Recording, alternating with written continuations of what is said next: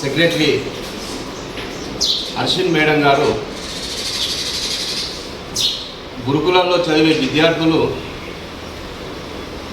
Toilets బాత్రూంలో వాళ్ళు కడుక్కుంటే తప్పేంటి అనడం చాలా దురదృష్టకరం. విద్యార్థులతో వెట్టి చాకి చేపించడానికి ఈ రాష్ట్ర ప్రభుత్వం చూస్తుందని ఈ సందర్భంగా తిరగడం జరుగుతుంది. గురుకులంలో స్టాఫ్ను పెంచాలి, ఉన్న స్టాఫ్ను తీసేయకుండా ఇంకా అదనంగా స్టాఫ్ను పెంచి విద్యార్థులకు మెరుగైన విద్యతో పాటు గురుకులంలో చాలా ఒక దేవాలయంగా చూడాలి. అటువంటి హాస్టళ్లను ఒక ఐఏఎస్ అధికారి అయిన మేడం గారు ఇలా మాట్లాడడం చాలా తీవ్రంగా మేము ఖండించడం జరుగుతుంది. నిజంగా ఈ రాష్ట్ర ప్రభుత్వానికి విద్యార్థుల మీద, పేద విద్యార్థుల మీద ఏమన్నా ప్రేమ, వాళ్ళ భవిష్యత్తు దృష్టిలో పెట్టుకొని ఇటువంటి వీళ్ళ అధికారులను అక్కడి నుంచి తొలగించాలని మేము డిమాండ్ చేయడం జరుగుతుంది. నిజంగా ఒకప్పుడు గురుకులంలో దాదాపు కేసీఆర్ గారి ప్రభుత్వంలో గురుకులం అంటే చాలా బాగుండే.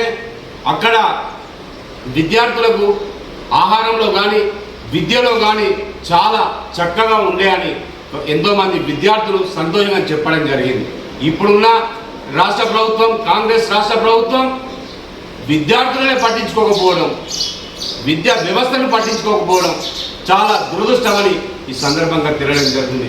ఒక విద్యాశాఖ 18 ఏళ్ళు గడుస్తున్నా ఇంతవరకు ఒక విద్యాశాఖ మంత్రి పెట్టుకోకపోవడం చాలా దురదృష్టకరమని తెలియడం జరుగుతుంది. ఒక ముఖ్యమంత్రి గారి దగ్గరనే విద్యాశాఖను పెట్టుకొని ఒక విద్యాధికారులతోని ఒక్క రివ్యూ మీటింగ్ పెట్టకుండా చేస్తున్న ముఖ్యమంత్రి గారు మీరు ఢిల్లీకి పోవడం తప్పితే ఇక్కడ విద్యార్థులను పట్టించుకున్న పాపాన పోలేరని ఈ సందర్భంగా తెలియడం జరుగుతుంది. ఒక ఐఏఎస్ ఆఫీసర్ గారు విద్యార్థులతో ఒక ఇటువంటి పనులు చేపించడం చాలా దురదృష్టకరం. అంతా అక్కడ చదివే పేద విద్యార్థులు కాబట్టి ఒక ఏది మన బాత్రూంలు మీరే కట్టుకోండి, మీకు భోజనాలు వస్తాయా అనడం చాలా ఒక పేద విద్యార్థులు చాలా ఇబ్బందిగా ఒక మాట్లాడడం మేము బీఆర్ఎస్ పార్టీ నుంచి తీవ్రంగా ఖండించడం జరుగుతుంది. ఇప్పటికైనా ఆ అధికారులపై ఖచ్చితంగా చర్య తీసుకోవాలని మేము బీఆర్ఎస్ పార్టీ పక్షాన డిమాండ్ చేయడం జరుగుతుంది. అలాగే విద్యార్థుల ఆనాడు ఎన్నో గొప్పలు చెప్పుకొని మాయమాటలు చెప్పుకొని విద్యార్థులకు ఏవేవో చేస్తామని కాంగ్రెస్ ప్రభుత్వం అధికారంలోకి వచ్చిన తర్వాత విద్యార్థులనే పట్టించుకోకపోవడం, విద్యా వ్యవస్థను పట్టించుకోకపోవడం చాలా దురదృష్టకరమని ఈ సందర్భంగా తెలియడం జరుగుతుంది. ఖచ్చితంగా రానున్న రోజుల్లో విద్యా వ్యవస్థను విద్యార్థులను పట్టించుకోకపోతే కేటీఆర్ గారి నాయకత్వంలో రాష్ట్ర వ్యాప్తంగా ఆందోళన కార్యక్రమంకు చేపడతామని ఈ సందర్భంగా తెలియడం జరుగుతుంది.